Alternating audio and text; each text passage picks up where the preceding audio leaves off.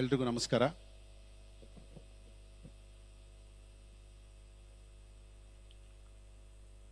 ಎರಡು ಸಾವಿರದ ಒಂದರಲ್ಲಿ ನಾನು ಮೆಡಿಟೇಷನ್ಗೆ ಸೇರಿಕೊಂಡೆ. ನನಗೆ ತುಂಬ ಗುರುತು. 2001ರಿಂದ ಸಂಸ್ಥೆ ಹೇಗೆ ಬೆಳೀತು, ಸಾರ್ ಅದನ್ನು ಹೇಗೆ ನಡೆಸ್ಕೊಂಡ್ರು, ಯಾವ ರೀತಿ ಸಂಸ್ಥೆಯನ್ನು ಕಟ್ಟಿದ್ರು, ಯಾವ ರೀತಿ ಸಂಸ್ಥೆಯನ್ನು ಬೆಳೆಸಿದ್ರು, ನಾನು ಅಲ್ಲಿಂದ ನೋಡ್ತಾ ಬರ್ತಾ ಇದ್ದೀನಿ. ಇವತ್ತು ಒಂದು ಅದ್ಭುತವಾದ ಬೆಳಕು, ದಿವ್ಯ ಶಕ್ತಿ ಅಂದರೆ ತಪ್ಪಾಗಲಾರದು. ಅದು ಯಾವತ್ತೂ ಇರುತ್ತೆ, ಆದರೆ ಭೌತಿಕವಾಗಿ ನಮ್ಮೊಂದಿಗೆ ಇರೋದಿಲ್ಲ ಅಷ್ಟೆ.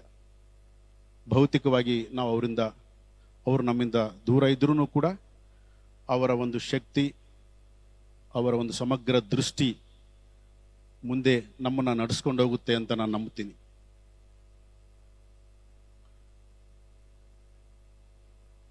ಕೆಲವೊಂದು ಸಾರಿ ಮಹಾತ್ಮರು ಇದ್ದಕ್ಕಿದ್ದಂಗೆ ಯಾಕೆ ಅದೃಶ್ಯವಾಗ್ತಾರೆ, ಯಾಕೆ ಅಂತರ್ಧಾನವಾಗ್ತಾರೆ ಅಂತಂದರೆ, ನಮ್ಮ ಜವಾಬ್ದಾರಿಯನ್ನು ಹೆಚ್ಚಿಸೋದಕ್ಕೋಸ್ಕರ, ನಮ್ಮನ್ನು ಮತ್ತಷ್ಟು ತೊಡಗಿಸ್ಕೊಳ್ಳೋದಕ್ಕೋಸ್ಕರ, ನಾವು ಮಾಡಬೇಕಾಗಿರ್ತಕ್ಕಂಥ ಕೆಲಸಗಳನ್ನು ಇನ್ನಷ್ಟು ಮೆರುಗಿಂದ ಮಾಡೋದಕ್ಕೋಸ್ಕರ ಕೆಲವೊಂದು ಸಾರಿ ಗುರುಗಳು ನಮ್ಮಿಂದ ಅದೃಶ್ಯವಾಗ್ತಾರೆ.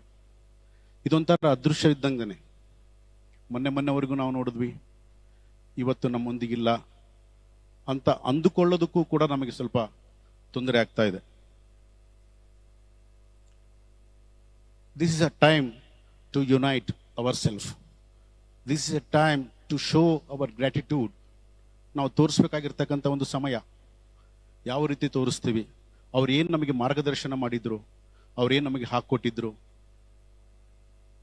ನಾವು ಅವರ ದಾರಿಯಲ್ಲಿ ನಡಿಬೇಕು. ಅವರು ಏನು ಅಂದುಕೊಂಡಿದ್ರು, ಅವರ ಒಂದು ಗುರಿಗಳೇನು, ಕೊನೆಯ ಮನುಷ್ಯ ಮಾಂಸಾಹಾರಿಯಿಂದ ಸಸ್ಯಾಹಾರಿಯಾಗುವವರೆಗೂ ಕೂಡ ನಾನು ಹೋರಾಟ ಮಾಡ್ತೇನೆ ಅಂತ ಹೇಳಿದ್ರು. This is a time. ನಾವದನ್ನು ತಗೋಬೇಕು. ನಾವು ಅದನ್ನು ತಗೊಂಡು ಅವರ ಒಂದು ಇದನ್ನು ನಾವು ಮುಂದಕ್ಕೆ ತಗೊಂಡು ಹೋಗ್ಬೇಕು. ಎಲ್ಲರಿಗೂ ಅವ್ರು ಎಷ್ಟು ಕಷ್ಟಪಡ್ತಾ ಇದ್ರು. ಒಂದು ದಿನನೂ ಅವರು ಒಂದು ಕಡೆ ಆರಾಮಾಗಿ ಕೂತ್ಕೊಂಡಿದ್ದು ನಾನು ನೋಡಲ್ಲ. ಈ ಮಧ್ಯದಲ್ಲಿ ಸುಮಾರು ಸ್ವಲ್ಪ ಆರೋಗ್ಯದಲ್ಲಿ ಏರುಪೇರಾದ್ಮೇಲೆ ಸ್ವಲ್ಪ ಕೂತ್ಕೊಂಡಿದ್ರೇನೋ ಆಗಲಿ, ಬಿಫೋರ್ ಅವ್ರು ಯಾವತ್ತೂ ಕೂತ್ಕೊಂಡಿರ್ಲಿಲ್ಲ. ಅವಿಶ್ರಾಂತವಾಗಿ ತಿರುಗಾಡ್ತಾ ಇದ್ರು.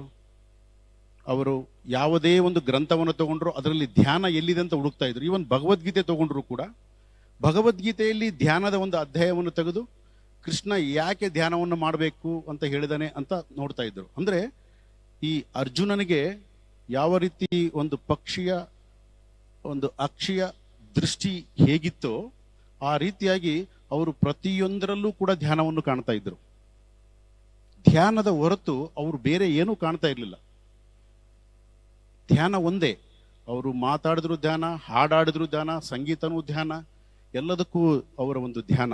ಅದಕ್ಕೋಸ್ಕರ ಈ ಸಂಸ್ಥೆ ಕೇವಲ ಒಂದು 20-25 ವರ್ಷಗಳಲ್ಲಿ ಇಷ್ಟು ಬೃಹದಾಕಾರವಾಗಿ ಬೆಳೀತು. ಸೊ ನಮ್ಮೆಲ್ಲ ಮೇಲೆ ತುಂಬ ಜವಾಬ್ದಾರಿ ಇದೆ.